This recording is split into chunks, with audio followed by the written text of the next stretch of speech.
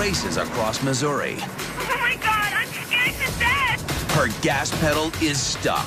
I'm coming up with a bunch of cars. I'm so scared. She hits the brakes.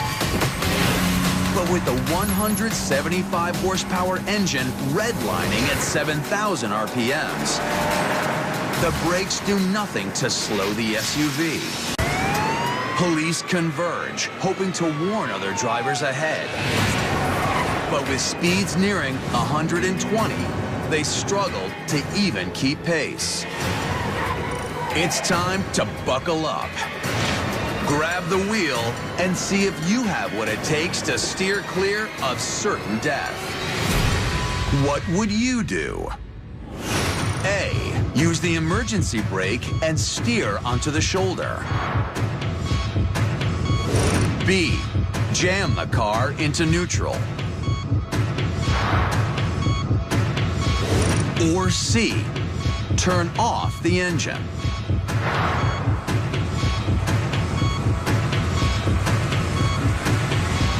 So, what would you do? With your accelerator stuck and your brake pedal useless, you might choose to engage the emergency brake and steer onto the shoulder to slow your momentum. Engaging the e-brake at normal speeds can make the rear wheels lock up, sending a driver into a dangerous fishtail. And you're going over 110. Even if you manage to maintain control, trying to use the rough terrain of the shoulder will only make a bad problem worse.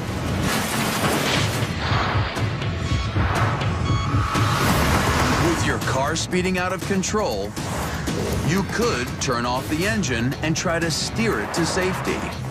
But is this really your best move? Turn off the ignition, and the steering wheel could lock. As you decelerate, you'd be unable to change direction. If you chose to turn off your engine, you'd be locking in your fate.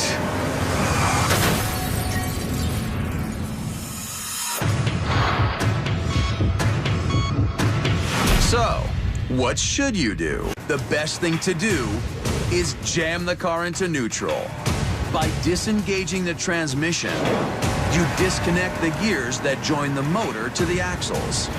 Even though your engine will continue to race out of control, by putting the car in neutral, you've cut off its ability to accelerate your vehicle forward.